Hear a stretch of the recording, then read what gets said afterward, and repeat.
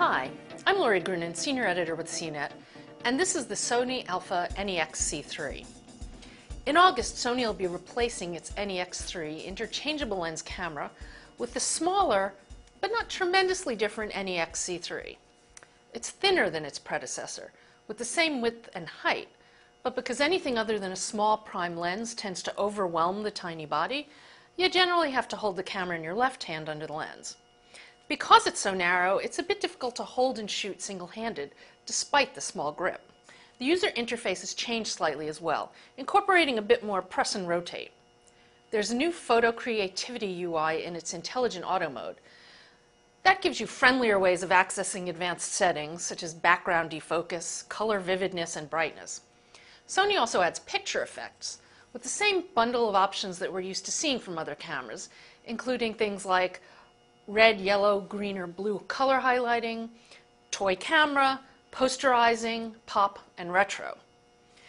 You can add and layer the effects together before shooting, which is nice, but you can adjust the quality or intensity of the effects like you can with Olympus's models. It also pulls in the soft skin effect from the cyber shots, if you want to take beauty shots. Since I've always found the NEX interface a bit cumbersome and too menu-driven, I was actually pleased to see that Sony had added the ability to customize the buttons for quicker access to settings like ISO sensitivity, metering mode, and autofocus mode. To me, that makes a huge difference in usability. Another thing that Sony does right, which is something I've complained about in a lot of cameras, is that when something is grayed out, you never really know why it's grayed out. Well, in this camera, if you select it, it tells you why it's grayed out. It says that you just need to turn something on or you need to turn something off. Now, one step further that I like is if it actually brought you to the place where you could make those changes. But frankly, as long as it tells you what you need to do, I think that's a great step forward. The camera also adds peaking, which makes manual focusing a lot easier, especially in bright sunlight because all you have is the LCD. It's still a tilting LCD, which I like, but there's still no electronic viewfinder. This generation still doesn't have a built-in flash, but it does ship with the same small add-on flash that uses the proprietary connector. You can also use an external microphone via that same connector. The camera retains almost all of the features of its predecessor, including multi-shot modes like Auto HDR, Handheld Twilight, and Sweep Panorama. The most notable change here is video support.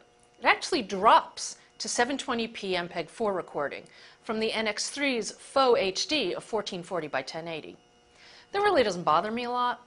The video quality is fine for typical consumer recording, although the continuous autofocus seems to get distracted a little more than I like during capture. The C3 incorporates an unnecessarily higher resolution sensor than both the earlier models, bumping from about 14 megapixels to 16.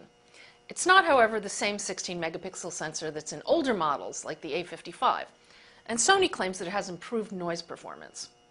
At least the photo quality doesn't seem to suffer from the increase, and given the different sensors in the C3 and the NEX5, photos look surprisingly similar, even at high ISOs.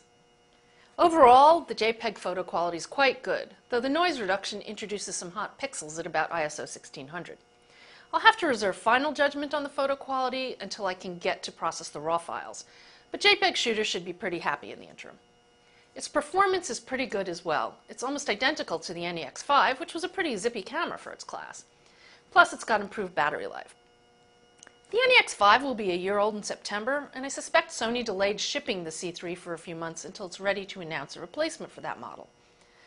Because based on my preliminary testing, the C3 is a cheaper, but similar enough option that it would cannibalize the sales of the older model before Sony's ready. On the other hand, unless you really want the thinner body or 1080 60i video, there's no real reason to wait for it to ship either. I'm Lori Grunin, and this is the Sony Alpha NEX-C3.